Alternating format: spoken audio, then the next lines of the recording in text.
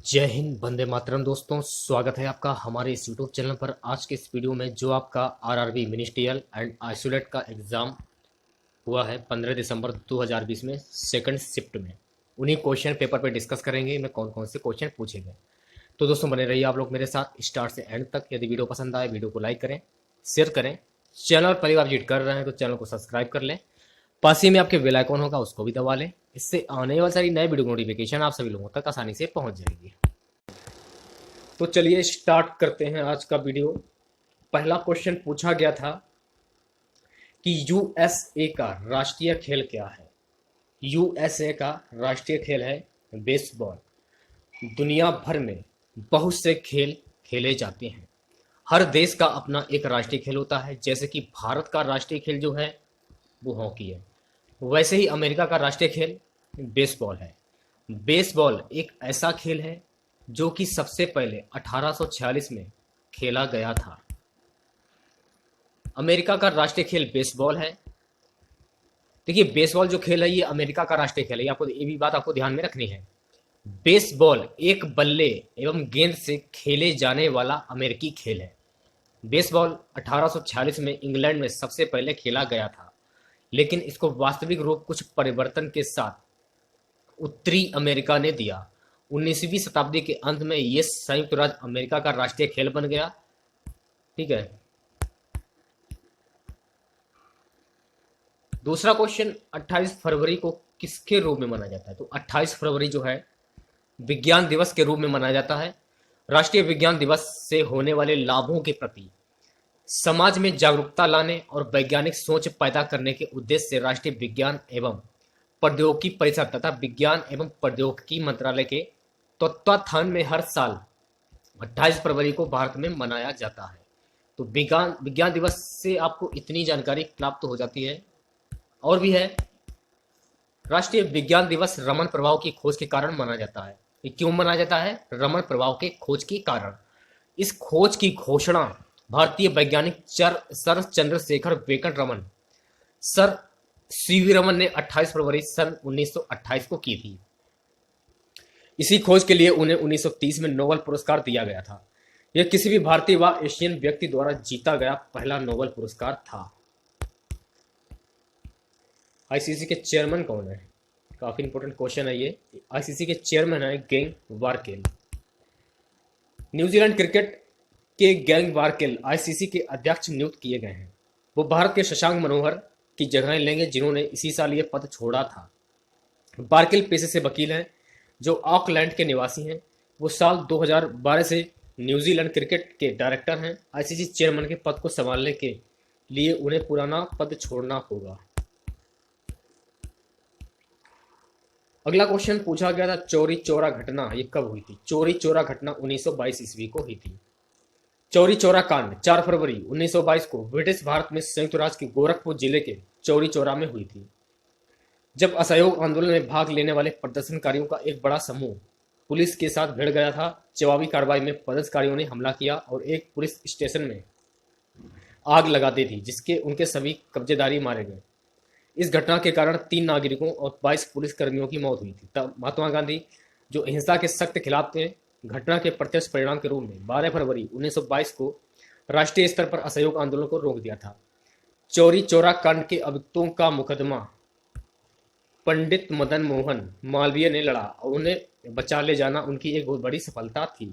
इस क्वेश्चन से आप लोगों को इतनी जानकारी प्राप्त हो जाती है।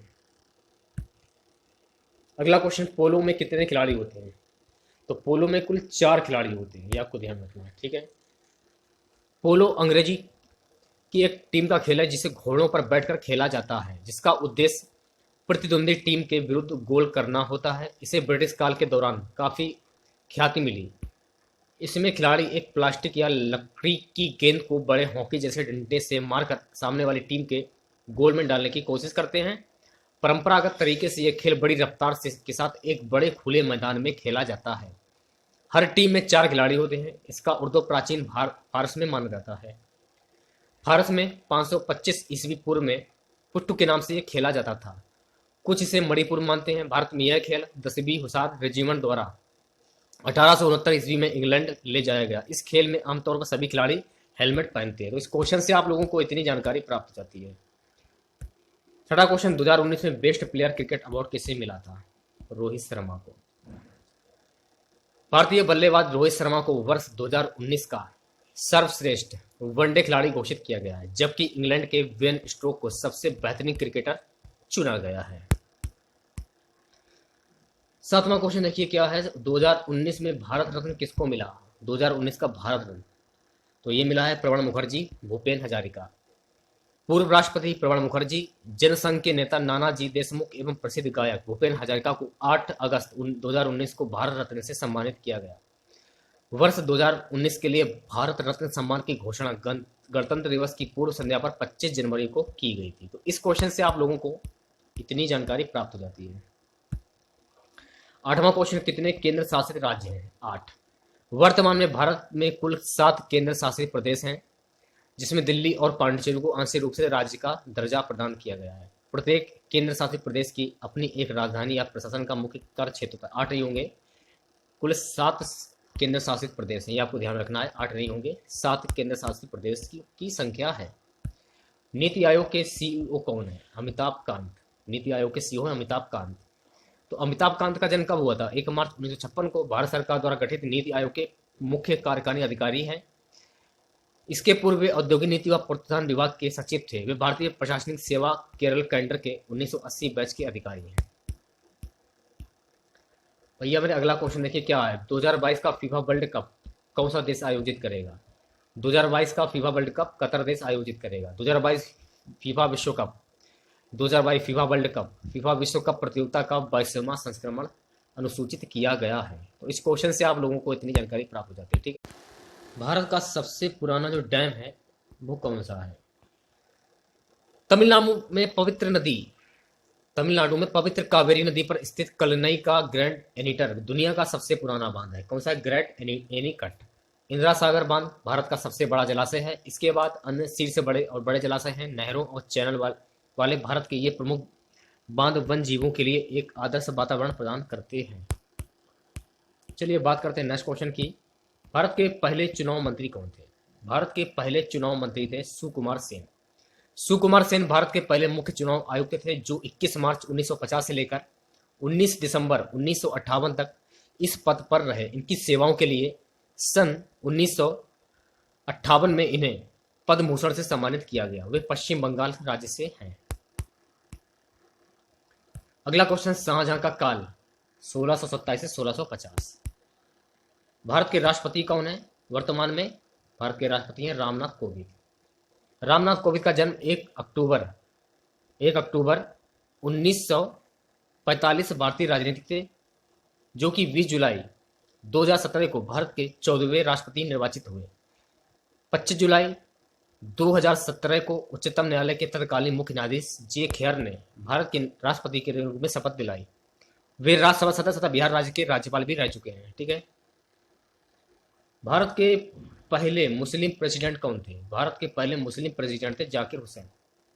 उस्ताद जाकिर हुसैन, जन्म 9 मार्च 1951। भारत के सबसे प्रसिद्ध तबला वादक हैं जाकिर हुसैन। तबला वादक उस्ताद अल्लाह रखा खां के बेटे हैं। अगला क्वेश्चन, 2019 का साहित्य नोबेल पुरस्कार किसे मिला है?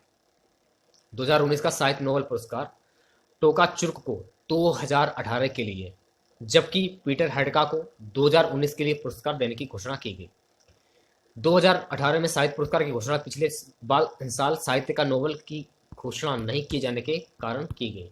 कोरोना वायरस के कारण नोबेल की घोषणा नहीं की गई थी। 2018 का जो ये पुरस्कार है ये मिला है ओल्गा टोकाचुर्क को। 2019 का पीटर हैंडकॉक को मिला है। ठीक है, ये इतनी बातें आपको ध्यान रखनी है। रेलवे बोर्ड के सीईओ कौन है? विनोद कुमार यादव रेलवे बोर्ड के सीईओ हैं। रेलवे बोर्ड के चेयरमैन वीके यादव को बोर्ड का सीईओ बनाया गया। रेलवे के इतिहास में इस तरह का पद संभालने वाले पहले व्यक्ति हैं। मंत्रिमंडल की नियुक्ति समिति ने उनकी नियुक्ति को मंजूरी दे दी है। इससे पहले मंत्रिमंडल ने रेलवे बोर्ड के पुनर्गठन को मंजूरी दी थी। इसके सदस्यों की संख्या 8 से घटाकर 5 कर दी गई। बता दें कि केंद्रीय कैबिनेट ने पिछले साल 24 दिसंबर को रेलवे के संगठनात्मक पुनर्गठन की मंजूरी दे दी थी। इसके करीब 9 महीनों बाद बुधवार को सरकार ने रेलवे बोर्ड मेंबर्स के डेजिग्नेशन बदल दिए। हीराकुंड बांध ये कहाँ पर स्थित है? हीराकुंड बांध उड़ीसा में स्थित है। हीराकुंड बांध उड़ीसा में महानदी पर निर्मित एक बांध है। इस संबलपुर से 15 किलोमीटर दूर है। इस बांध के पीछे विशाल जलाशय है। यह परियोजना भारत में शुरू की गई कुछ आरंभिक परियोजनाओं में से एक है। 1957 में महानदी पर निर्मित यह बांध संसार के सबसे लंबे बांधों में से एक है। इसकी कुल लंबाई है 25.8। बाई और लाम्बुगिरी पहाड़ी से लेकर 4.8 किलोमीटर दूर चंदेली पहाड़ी तक मुख्य बांध है। इसके दोनों तरफ 2 अवलोकन मीनार हैं, गांधी मीनार, नेहरू मीनार। इसके जलाशय की तट रेखा 639 किलोमीटर लंबी है। इस बांध को बनाने में इस्तेमाल हुए मृदा, कंक्रीट, अन्य सामग्री से कश्मीर से कन्याकुमारी तक, अमृतसर से डिब्रूगढ़ तक करीब 8 मीटर चौड़ी सड़क बनाई जा सकती थी। हीराकुंड की झील एशिया की सबसे बड़ी मानव निर्मित झील है। इस बांध की लंबाई 4801 मीटर है, जिसमें 810 करोड़ घन मीटर जल संचित होता है। इसका उद्देश्य बाढ़ नियंत्रण एवं विद्युत उत्पादन करना है। यह बांध विश्व का सबसे बड़ा बांध है।